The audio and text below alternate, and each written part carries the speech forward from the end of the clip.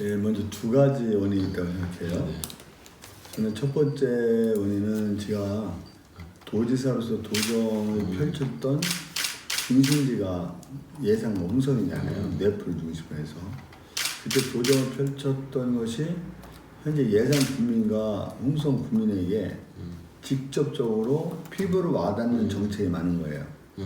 예를 들어서 농업민주당이 제가 대한민국 최초로 만들지 않았습니까? 전래남도와 함께. 20년 4월부터 지급해서 혼자 계신 분은 80만 원, 두 분이 계신 분은 90만 원 받으시잖아요. 자제분 한 분까지는 135만 원 받는데 이것은 예산 국민과 홍성 국민의 많은 분 농민들이 다 대부분 뭐 한 95% 이상 혜택을 보는 거 아니겠어요? 그런 농업민주당을 만든 사람. 또 예컨대 75세 이상 어르신들은 버스비 무료도 전 최초에 제한 거잖아요. 그러면 그 매일 버스 타시면서 양승조가 만든 거다. 누가 이제 환기만 시켜주면 아 이게 양승조가 만들었구나 라는 거죠.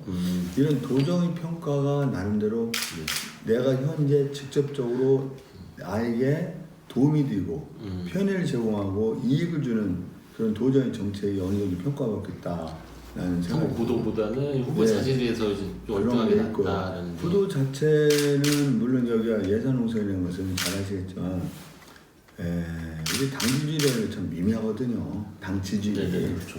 그러니까 그런 구도가 아니라 인물로 평가하는 경우는 좀 상대적으로 인물이 좀 거기다 두 번째는 지금까지는 우리가 늘 패배만 해봤잖아요. 예산 공사에서 뭐 예산군은 도연 한 명이 배출시키지 못하면 예산군이에요. 대구 수준이 넘죠. 그런데 이번에야말로 양승주를 통해서 한번 뭔가 할 수 있다라는 나름대로 민주당을 지지하시는 분들, 중도층 성향 사람들이 한번 희망을 보는 거죠.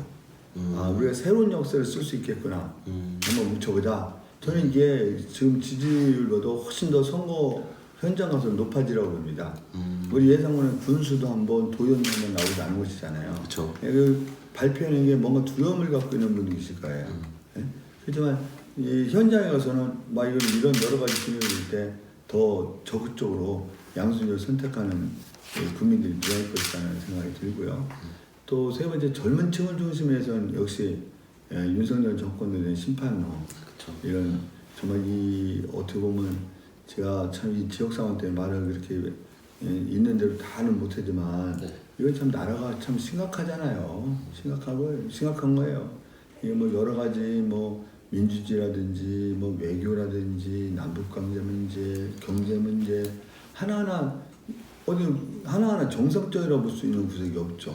거기다 오만과 독선의 어떤 아주 완전히 상징이잖아요.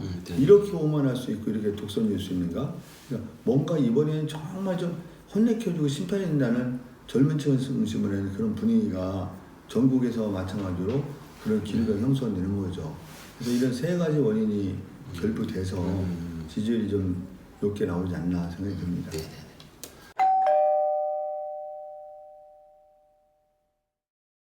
강승규 후보님 뭐 평가라면 뭐 많이 접촉했거든요. 그분 뭐 저는 아무래도 높이 평가합니다. 고향을 떠나서 18대 때 마포에서 국회의원 당선됐잖아요.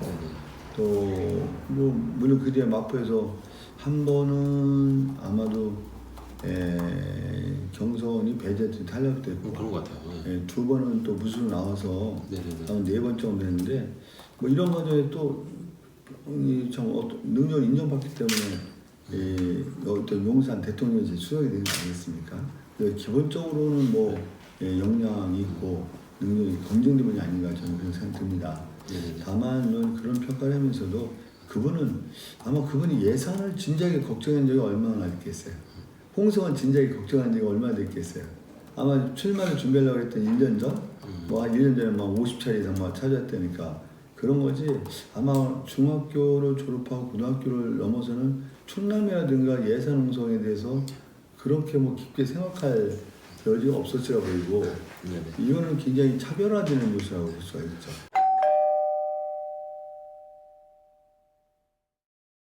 그걸 어떻게 생각하세요? 어떻게 보면 모함에 가까운 거예요. 아니 모함에 가까운 허위사실이죠. 예를 들어서 아마 그 말에 대해서는 본인이 좀 책임을 져야 될 거다 생각하는 게 충남 국제 전시 컨벤센터를 천안에 와서 결정되는데 저희가 그걸 알아보니 7월 한 15일 정도 결정이 됐어요. 그런 것 같아요. 그러면 7월 15일은 제가 7월 2일 날 취임하고 며칠이에요? 뭐 얼마 안 됐어요. 14일이죠. 14일 날 뭐를 바꾸고 그래요. 이미 진행되어 오던 것을 나를 결제를 한 거죠. 사실은. 근데 결제한 거예요. 이게 무슨 여기서 몰라요. 그 안희정 지사가 어떻게 결정했을지 모르지만 어떻게 언급했을지 모르지만 7월 15일이라는 것을 따져보면 13일 만에 뭐를 결정하겠어요. 제가 저를 바꿨어요. 만약에 이 국제 전시 컨벤센터라는 건 어떤 게냐면 천안시가 600억을 부담하는 겁니다. 도가 1,600억을 부담하는 거예요. 이걸 13일 만에 홍성 예산에 있는 걸 바꿀 수가 있을까요? 이건 허위죠. 허위 발언이죠. 허위 발언이고 혁신상에도 역시 명백하게 허위입니다. 혁신상에 제가 도정에 들어서 처음으로 천안의 중부 물류센터가 이게 완전히 별 있었잖아요. 거의. 이걸 활용하는 방안 중에 하나에서 혁신상의를 좀 해서 김용찬 부지사가 이거 공무 얘기서 막 끌어온 거란 말이에요. 뭐 예산공사하고 전혀 상관없는 것 같다. 마치 우리가 예산공사 결정된 거를 좀 가져갔다. 뭐 이런 식으로 말씀하시더라고요. 충남 국제 전시권에서 또 혁신상이 또 이제 지식산업센터 그것도 말이 안 되는 게 지식산업센터는 천안 아산역 KTS R&D 지적지구에 들어간 기구예요. 아 진짜? 그러면 기구지 그걸 뭘 여기서 해요. 지식산업센터 지가 만드는 거잖아요 절대. 만들어서 한 거지. 그 R&D 지적센터에 들어가기로 한 기구가 한 6개 7개 돼요 원래. 그런 건데 이걸 마치 예산공사 홍성예산 결정된 거를 천안으로 빼돌리는 것식으로 이렇게 얘기를 한단 말이에요. 그거는 맞지 않는 소리고, 물론 정치에서 상대방을 공격하고 어떤 약점이 있으면 공격하는 건 너무나 당연하죠. 그 정도는 용인되는데 없는 거라든가 우리 주민들이 감정에 불을 지르는 이 왜곡하고 오도하고 이런 거는 사실 있어서는 안 되는 그 언행이라고 보여지죠.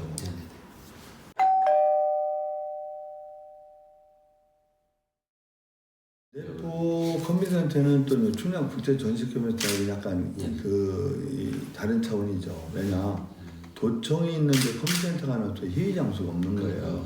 우리도 사실 어떻게 보면 저쪽 그 덕산에 있는 데서 전부 다 회의를 하잖아요. 큰 회의를 그런 건데 이제 충남 전체적인 문제긴 해요. 또 전체가 다 그런 거예요? 전체가 웬만큼 1,000명 이상 행사할 수 있는 데가 없죠. 사실은 문예회관 정도 우리 충남 문예회관 도청회관 1,000명 정도인데 거기서 무슨 행사를 이렇게 하기 어렵고 넘어서는 행사는 그러니까 넘어서는 행사를 다 뺏기는 거예요 사실. 그래서 이런 컨벤센터인데 충남 국제전시 컨벤센터 정도 규모는 아마 잘 저기 해봐야 되겠죠. 왜냐면 되게 일산 컨벤센터 적자입니다. 적자요? 거기가 굉장히 큰 걸로 알고 어마어마해요. 가봐도 굉장히 크더라고요. 제가 충남 국제 전시 컨벤센터 진행하다가 규모를 약간 줄였습니다. 왜 줄였냐? 이건 너무 적자가 크면 안 되잖아요. 지속 가능하지 않아. 다음에 제가 설계할 때 어떤 주문을 했냐? 우리가 지금은 이 정도로 규모를 짓지만 이걸 확장할수록 처음부터 설계를 해야 된다. 그래서 수요가 증가했을 때 바로 확장 작업을 하자. 올리든지. 그러니까 그런 식으로 그냥 설계를 했어요. 설계 주문을 저희가 드렸으니까요. 근데 내포 컨벤센터 역시 도청에서 우리가 이런 붙어 있는데 이런 컨벤센터가 없다는 게 사실 많이 안 되긴 해요. 다만 이런 건 있겠죠. 컨벤센터를 도청 문예회관은 여러모로 활용하기 때문에 얘기가 되는데 도청 문예회관하고 멀지 않잖아요. 그래서 그런 거에 활용도 문제가 어떻게 할 것인지 이거는 짓는 게 문제가 아니라 활용되지 않으면 아까운 혈세는 문제잖아요. 그런 차원에서 종합적으로 검토해서 또 우리 내포 또 예산과 어떤 홍성의 발전에서 하나의 큰 복제 효과를 컨벤센터는 필요하다. 이런 건 규모라든가 이런 걸 우리가 종합적으로 검토해서 해야 될 일이다. 결국은 예산군과 우리 충남도청이 그 분담을 해야 될 거 아니에요. 그러면 도와 아니면 예산군이 협의해서 또 협의할 수도 해야 되겠죠.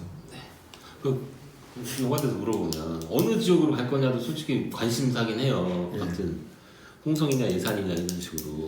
아마 그거는 뭐 관심사지만 내포에서 예산 쪽으로 해야 되지 않을까 싶어요. 왜냐면 지금 공공기관이 좀 많이 나눠져 있어요. 나눠져 있는데 지금까지는 우리 내포가 좀 홍성에 좀 많이 더 아파트 들어오고 공공기관은 나누려고 했지만 그래도 많죠.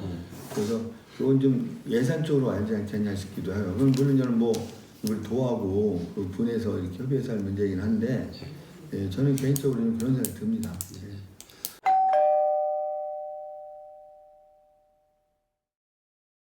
그냥 규모 면적에 다 그런 모여서 조그만 가게 내는데 여기 조그만 내는데 두 명이 뭐 용접하고 해서 용접하는데 그런 거 환경영 평가를 할 수 있겠냐는 거예요. 그러니까 환경영 평가 굉장히 중요하죠. 중요하지만 일정한 규모라는 거는 어느 정도 돼야 된다. 왜냐면 국민의 실적인 어떤 우리 국민이 조그만 규모의 사람이 어떤 사업하고 영업활동을 하는 것까지 조그맣게 다 규제할 수는 없는 거란 말이에요. 그러니까 위생 음식업종 같은 경우 뭐 위생검사니 뭐 그런 거 있잖아요. 소방 이것도 규모를 합니다. 몇 평 이상 뭐 식당 같은 경우도 이게 있거든요. 그런 차원에서 무조건 다 한다는 건 맞지 않고 다만 좀 환경영 평가를 좀 엄격하게 해야 되고 엄격하게 추세이긴 하죠.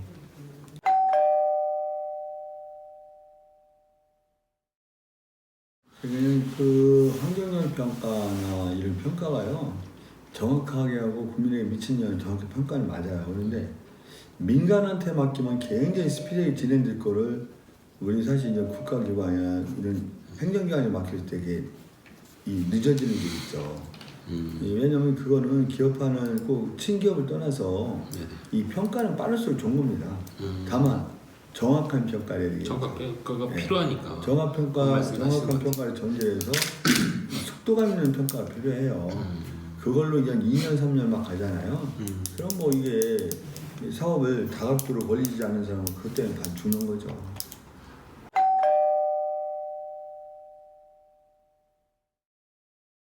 노인복지 유치를 왜 확대해야 되냐면 지금 어르신들이 지금 70, 80 어르신들이 이런 거예요. 내가 참 뼈가 빠지도록 일해서 자식들 키우고 교육을 시켰어. 근데 예전에 지금 50대나 이런 분들 그 부모님들은 자식이 보험이란 말이에요. 자식이 60 넘는 사람은 내가 노후 준비를 해도 자식이 잘 키우고 자식이 열심히 하면 그게 노후 대비야. 그리고 보험의 역할이야. 내가 아프고 사고 나면 자식이 보험이거든요. 또 은행의 역할이잖아요. 그런데 지금은 이제 세대가 지금 20대, 30대들은요 너무 팍팍한 삶 때문에 부모를 돌볼 겨를이 없는 거예요. 그래서 지금 70대 어르신들이나 이런 분들은 참으로 곤혹스러운 상황이죠. 그래서 노인 빈곤율이 한 40% 넘는 나라는 말이 안 되거든요. 너무 압도적으로 높은 거예요. 그쵸. 우리가 OECD 평균이 한 14% 내외거든요. 그냥 3배 정도인데 노인 빈곤율이 좀 높다 하는 일본 같은이나 미국 같은 경우 20% 정도밖에 안 됩니다. 그냥 모든 복지의 기본적으로는요 경제 소득에 달려 있어요. 소득이 낮으니까 병원에 자주 못 가고 소득이 낮으니까 활동을 잘 못하고 소득이 낮으니까 어울리지 못해서 거기에 노인의 상대 문제가 나오는 거예요. 노인 빈구에서 나오는 노인 질병과 노인 질병 병구라고 하잖아요. 노인 고독구가 거기서 나오죠. 그래서 제일 좋은 거는 국가가 이거를 뭐 기초금을 무한히 늘릴 수 없는 문제는 말이에요. 국가 재정 문제가 달려 있죠. 그런데 제일 좋은 거는 양질의 노인 일자리 창출해서 어르신들 일하실 분은 일하면서 요거를 갖다 그 노후 대비가 돼야 돼요. 그리고 그러면 또 어르신들이 일자리만 능사냐? 그건 아니에요. 젊었을 때 국민연금을 열심히 부으면 일정한 연세가 되면 더 이상 경제활동을 하지 않더라도 기본적으로 살아갈 수가 있어야 돼요. 근데 우리 지금 국민연금은 평균 연금 수령자가 62만 원밖에 안 된단 말이에요. 평균. 그래서 많이 올랐습니다만 현재 62만 원 정도란 말이에요. 62만 원 갖고 살 수가 있냐고요. 도저히 못 살으니까 거기에 기초연금이 플러스 될 수밖에 없는 거예요. 이제 그것도 안 돼. 그래서 대한민국 1인 가구 이사일 하위 10% 월 수익이 73만 원이에요. 이것저것 다. 73만 원 어떻게 살아? 그러니까 지출을 어떻게 하냐? 한 113만 원이에요. 매월 적자가 40만 원. 그런 부분에서도 그래서 보전하셔야 된다. 노후 어느 정도 이런 상황에서는 노인 빈곤 문제를 재정을 투입해서 어차피 자식들이 세금 내잖아요. 네네. 세금을 더 부담해서라도 노인 빈곤 문제를 좀 해결해야 되는데 어떤 그거는 양질 일자리 창출, 그게 또 국민연금의 성수, 또 기초연금 확대. 양질 일자리 창출이 제일 좋은 거죠.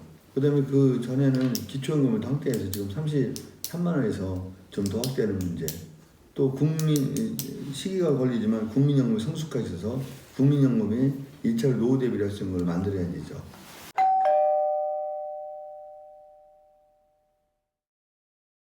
충남환경의 술 문제면 왜 해결이 안 되겠어요? 이게 얼마 됐는데 덩치도 크고 그런데 이제 철거 비용을 받았다는 거 아니에요? 이번에 해서 그렇죠. 이제 그게 마침이니까 철거 비용을 받았으니까 이거를 활용 방안을 할 수 있는 여지가 생긴 거예요. 그래서 일단 이거를 뭐로 활용하냐? 뭐 조그만 창고 같은 경우로 카페 만들어서 히트 치는 경우가 많잖아요. 그래서 그러고 이제 큰 카페는 거기에 문화 관광시설을 하는 얘는 외국인들이 많이 있어요. 그 양곡 뭐밀 같은 거 이제 쌓아놨던 것 같다. 크게 외국은 그게 하나의 관광지로 삼고 막 이럴 수 있는 것도 많거든요. 그래서 그럼 문화 관광지로 해도 저는 뭐 문제가 안 된다고 생각해요. 다만 문화 관광 이랬을 때 얼마나 사람을 끌어올 수 있고 그런 문제가 굉장히 달리 있죠. 예를 들면 이런 거죠. 출렁다리가 얼마나 많이 왔어요.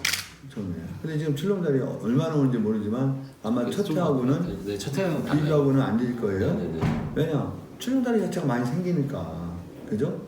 근데 이런 일시성, 유행성의 문화관광 단지를 만들었을 때는 잘못하면 큰 돈 먹는 하마가 될 수가 있고. 근데 다만 그걸 정말 만들어가지고 우리 전주의 한옥마을이라든가 예를 들어서 이런 식으로 하면 대히트가 되는 거 아니겠어요? 또 이런 여러 그런 것도 생각할 수 있지만 여기 우리 예산군 이쪽은 농산물이 굉장히 많이 나는 데잖아요. 농업이 발달한 데니까 여기서 좀 이 농업에 대해서 좀 나름대로 농산물이 어떤 지파라든가 가공이라든가 저장이라든가 배송할 수 있는 어떤 센터를 만들어보자. 그러니까 농산물 종합 백화점 내지 이런 걸 만들어보자. 이런 것도 있는데 이거 활용 여부에 대해서는 얼마든지 마음을 열고 이 자기 주장이 100% 옳지 않은 게 여러 가지 종합 상황을 보고 이걸 활용해야 되는 거예요. 이거 뭐 대체될 게 없어요. 이거 반대해서 뭐 싸울 일이 아니에요. 보다 어느 것이 충남방적의 부지 문제를 잘 활용할 것인가에 달려 있는 거죠.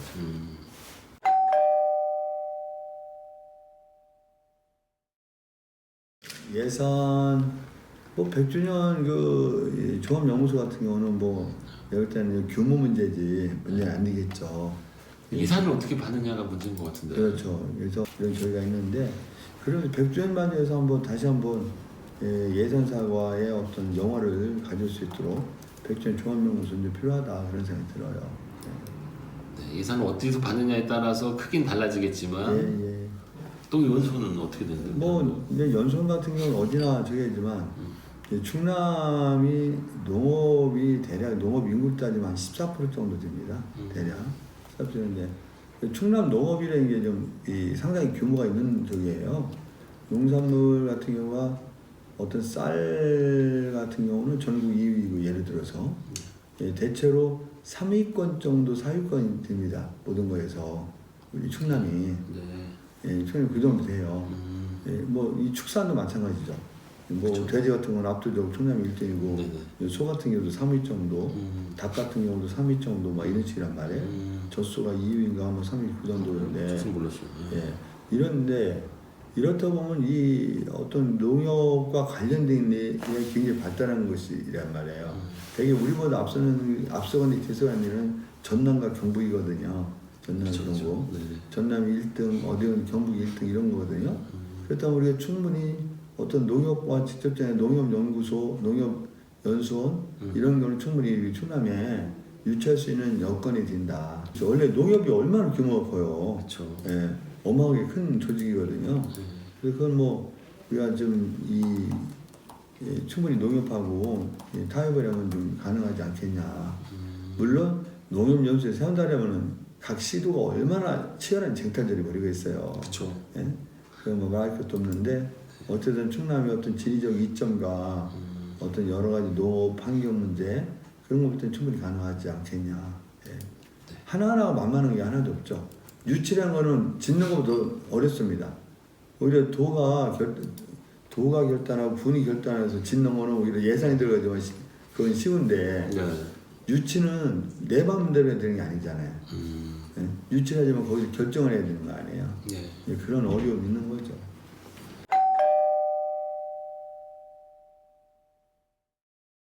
우선이라는 것은 뭐 이제 개인을 넘어서 이제 무거운 자리잖아요.